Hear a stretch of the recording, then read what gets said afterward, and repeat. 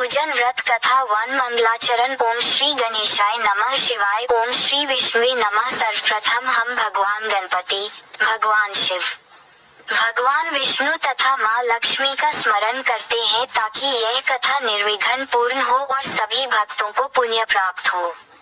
सरस्वती नमस्तुभ्यं वरदे कामरूपिणी, विद्यारंभ करिष्यामि सिद्धिर्भवतु मे सदा। हे माँ सरस्वती, हमें बुद्धि, भक्ति और ज्ञान प्रदान करें। परिचय। होली भारत का एक प्रमुख सनातन पर्व है। ये फाल्गुन मास की पूर्णिमा को मनाया जाता है। ये पर्व दर्शाता है सत्य की विजय, भक्ति की शक्ति, बुराई का अंत, प्रेम और भाईचारा। होली 2 दिन मनाई जाती है। पहला दिन होलिका दहन, दूसरा दिन रंगों की होली। यह पर्व भक्त प्रहलाद और भगवान विष्णु की कृपा की याद दिलाता है। श्री शास्त्रीय आधार। होली का वर्णन कई ग्रंथों में मिलता है। भविष्य पुराण, नारद पुराण, विष्णु पुराण, पद्म पुराण। इन ग्रंथों के अनुसार होलिका दहन अहंकार और पाप का नाश करता है। भक्त प्रहलाद की कथा भक्ति की शक्ति दिखाती है। प्रहलाद कथा संक्षेप। राजा हिरण्यकश्यप अहंकारी था, वह खुद को भगवान मानता था। उसका पुत्र प्रहलाद भगवान विष्णु का भक्त था। ओम राजा ने उसे मारने के कई प्रयास किए लेकिन सफल नहीं हुआ। अंत में बहन होलिका को आग में बैठाकर प्रहलाद को जलाने भेजा, परंतु होलिका जल गई। प्रहलाद बच गया। यही होलिका दहन का मूल कारण है। पूजा विधि। होलिका दहन की विधि। स्थान चौराहा या मंदिर के पास। समय फाल्गुन पूर्णिमा संध्या। आवश्यक सामग्री लकड़ी, गोबर, उपले, कपूर, नारियल, गेहूं, चना, फूल, रोली, अक्षत, जल।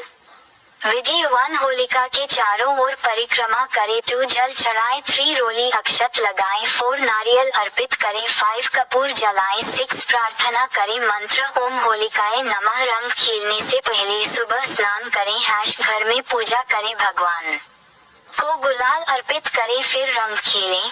फल। जो व्यक्ति श्रद्धा से होली पूजा करता है उसे मिलता है रोगों से मुक्ति, शत्रु बाधा नाश, पारिवारिक सुख, धन वृद्धि, मानसिक शांति, ग्रह दोष शांति। विशेष लाभ। होलिका की राख लगाने से नजर दोष दूर होता है। नियम। होली पर्व में कुछ नियम अवश्य माने। गाली गलौज न करे, नशा न करे, अश्लील व्यवहार न करे, जबरदस्ती रंग न लगाए, बड़ों का सम्मान करे, गरीबों को दान दे, पशु पक्षियों को न सताए। व्रती के लिए नियम। यदि कोई व्रत करता है सात्विक भोजन, ब्रह्मचर्य, सत्य बोलना, पूजा पाठ। होली पूजन व्रत कथा प्रारंभ बहुत प्राचीन काल की बात है। पृथ्वी पर एक महान असुर राजा का राज्य था जिसका नाम हिरण्यकश्यप था।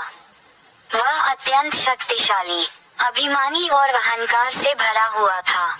उसने वर्षों तक घोर तपस्या करके ब्रह्मा जी को प्रसन्न किया और उनसे ऐसा वरदान प्राप्त कर लिया था कि न तो कोई मनुष्य उसे मार सके, न कोई पशु, न दिन में, न रात में, न धरती पर, न आकाश में, न किसी अस्त्र से, न शस्त्र से।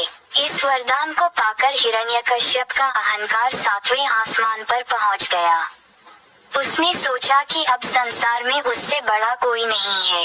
धीरे धीरे उसका मन इतना विकृत हो गया कि उसने स्वयं को ही भगवान मान लिया। उसने अपने राज्य में घोषणा करवा दी कि अब कोई भी विष्णु का नाम नहीं लेगा, कोई भी देवताओं की पूजा नहीं करेगा, सबको केवल उसी की आराधना करनी होगी। जो उसके आदेश का पालन न करे उसे कठोर दंड दिया जाएगा। हिरण्यकश्यप का एक पुत्र था प्रहलाद। प्रहलाद बचपन से ही अत्यंत शांत, सरल, दयालु और भगवान विष्णु का परम भक्त था। जब वह बहुत छोटा था तभी से उसके मुख से नारायण नारायण का नाम निकलता रहता था। वह खेलते समय, सोते समय, खाते समय हर समय भगवान का स्मरण करता रहता था। जब प्रहलाद बड़ा होने लगा तब हिरण्यकश्यप ने उसे गुरुकुल भेजा ताकि वह राजनीति, युद्ध और राज्य संचालन की शिक्षा ले सके। गुरु उसे असुर विद्या सिखाते थे। लेकिन प्रहलाद का मन उन सब बातों में नहीं लगता था। वह हर समय भगवान विष्णु के गुण गाता रहता था। एक दिन गुरु ने उससे पूछा, प्रहलाद, तुमने अब तक क्या सीखा? प्रहलाद ने सरलता से उत्तर दिया, मैंने सीखा है कि इस संसार में केवल भगवान नारायण ही सत्य है। वही पालन करता है, वही रक्षक है। गुरु ये सुनकर घबरा गए। उन्होंने सोचा कि यदि राजा को ये बात पता चली तो बड़ा अनर्थ होगा। फिर भी बात छिप नहीं सकी। जब हिरण्यकश्यप को पता चला कि उसका पुत्र उसी विष्णु का भक्त है जिससे वह सबसे अधिक घृणा करता है, तो वह क्रोध से कांप उठा। उसने प्रहलाद को दरबार में बुलवाया और कठोर स्वर में पूछा, तो किसकी भक्ति करता है? प्रहलाद ने निडर होकर कहा, पिताजी, मैं भगवान विष्णु की भक्ति करता हूँ। वही इस संसार के स्वामी हैं। ये सुनते ही हिरण्यकश्यप की आंखें लाल हो गईं। उसने क्रोधित होकर कहा, मैं ही इस संसार का स्वामी हूँ। तू मेरी आज्ञा का अपमान करता है। प्रहलाद ने विनम्रता से कहा, आप मेरे पिता हैं, मैं आपका सम्मान करता हूँ। लेकिन सत्य यही है कि भगवान ही सर्वोच्च हैं। हिरण्यकश्यप को ये सहन नहीं हुआ। उसने अनेक बार प्रहलाद को समझाने की कोशिश की, डराने की कोशिश की, लेकिन प्रहलाद अपने विश्वास से कभी नहीं डिगा। अंत में हिरण्यकश्यप ने निश्चय कर लिया कि वह अपने ही पुत्र का अंत कर देगा। पहले उसने प्रहलाद को ऊंचे पहाड़ से नीचे फेंकवा दिया, लेकिन भगवान की कृपा से वह सुरक्षित बच गया। फिर उसे समुद्र में डलवा दिया, परंतु लहरों ने उसे किनारे पहुंचा दिया। फिर उसे हाथियों से कुचलवाने की कोशिश की गई, पर हाथी उसके पास जाकर शांत हो गए। हर बार जब प्रहलाद बच जाता, तो उसका विश्वास और मजबूत हो जाता। अब हिरण्यकश्यप ने अपनी बहन होलिका को बुलाया। होलिका को वरदान प्राप्त था कि वह आग में नहीं जल सकती। उसके पास एक दिव्य वस्त्र भी था, जो उसे अग्नि से बचाता था। हिरण्यकश्यप ने कहा, बहन, तू इस बालक को गोद में लेकर आग में बैठ जा। तू सुरक्षित रहेगी और यह नष्ट हो जाएगा। होलिका को भी अहंकार था। उसने सोचा कि उसे कुछ नहीं होगा। उसने प्रहलाद को गोद में लिया और विशाल अग्निकुंड में बैठ गई। चारों ओर लकड़ियां जलाई गईं। आग भड़क उठी, लपटें आकाश तक उठने लगी। प्रहलाद उस समय भी डर नहीं रहा था। वह आंखें बंद करके भगवान विष्णु का नाम जप रहा था। उसके मुख से लगातार नारायण नारायण निकल रहा था। जैसे जैसे आग बढ़ी, वैसे वैसे चमत्कार हुआ। होलिका का दिव्य वस्त्र उड़कर प्रहलाद को ढक गया और होलिका स्वयं जलने लगी। कुछ ही क्षणों में होलिका भस्म हो गई और प्रहलाद सुरक्षित बाहर निकल आया। ये देखकर सारी प्रजा आश्चर्यचकित रह गई। सब समझ गए कि यह भगवान की लीला है। हिरण्यकश्यप का क्रोध अब सीमा पार कर गया। उसने चिल्लाकर कहा, यदि तेरा विष्णु इतना ही शक्तिशाली है, तो बता, वह कहाँ है? प्रहलाद ने कहा, वे हर जगह हैं, इस स्तंभ में भी, इस आकाश में भी, इस धरती में भी।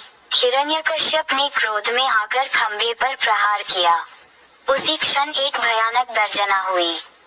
खंभा फट गया और उसमें से भगवान नरसिंह प्रकट हुए। आधे सिंह, आधे मनुष्य। न दिन था न रात। न वे मनुष्य थे न पशु। उन्होंने हिरण्यकश्यप को अपनी गोद में उठाया, द्वार की देहरी पर रखा और अपने नाखूनों से उसका वध कर दिया। इस प्रकार भगवान ने अपने भक्त प्रहलाद की रक्षा की। हिरण्यकश्यप के अंत के बाद राज्य में शांति स्थापित हुई। प्रहलाद राजा बने और उन्होंने धर्म, सत्य और भक्ति के मार्ग पर शासन किया। होलिका के जलने और प्रहलाद के बचने की यह घटना फाल्गुन पूर्णिमा की रात हुई थी। उसी दिन से यह परंपरा बनी कि हर वर्ष उस रात होलिका दहन किया जाए। ये केवल लकड़ी जलाने की परंपरा नहीं है, ये प्रतीक है अहंकार, अधर्म, ईर्ष्या और पाप के जलने का। अगले दिन लोग रंगों से होली खेलते हैं। यह इस बात का प्रतीक है कि जब बुराई जल जाती है तब जीवन में प्रेम, आनंद और सौहार्द के रंग भर जाते हैं। प्रहलाद का जीवन ये सिखाता है कि चाहे कितनी भी कठिनाइयां आए, यदि मन में सच्ची भक्ति, सच्चाई और विश्वास हो तो भगवान स्वयं रक्षा करते हैं। समय बीतता गया, पीढ़ियां बदलती गईं, लेकिन ये कथा लोगों के हृदय में जीवित रही। संत महात्मा इसे सुनाते रहे, माता पिता इसे बच्चों को सुनाते रहे। लोगों ने समझा कि होली केवल रंगों का पर्व नहीं है, यह आत्मा की शुद्धि का पर्व है। ये याद दिलाता है कि सत्य अंत में जीतता है और अहंकार अंत में जल जाता है।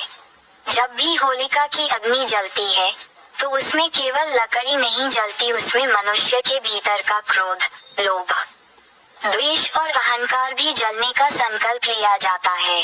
प्रहलाद की तरह जो व्यक्ति अपने धर्म पर अडिग रहता है, उसके लिए स्वयं ईश्वर मार्ग बना देते हैं।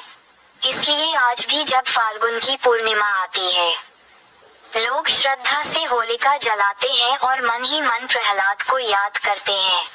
वे याद करते हैं उस बालक को जिसने अपने पिता के अत्याचार सहकर भी भगवान का मार्ग नहीं छोड़ा।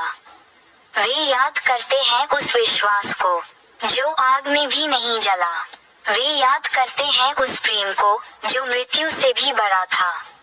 और इसी स्मृति के साथ अगले दिन वे रंग लगाकर कहते हैं, बुराई जले, अच्छाई फले, प्रेम बढ़े, द्वेष घटे, जीवन रंगों से भर जाए। यही है होली की शाश्वत कथा, यही है प्रहलाद की अमर गाथा, यही है सत्य की अनंत विजय।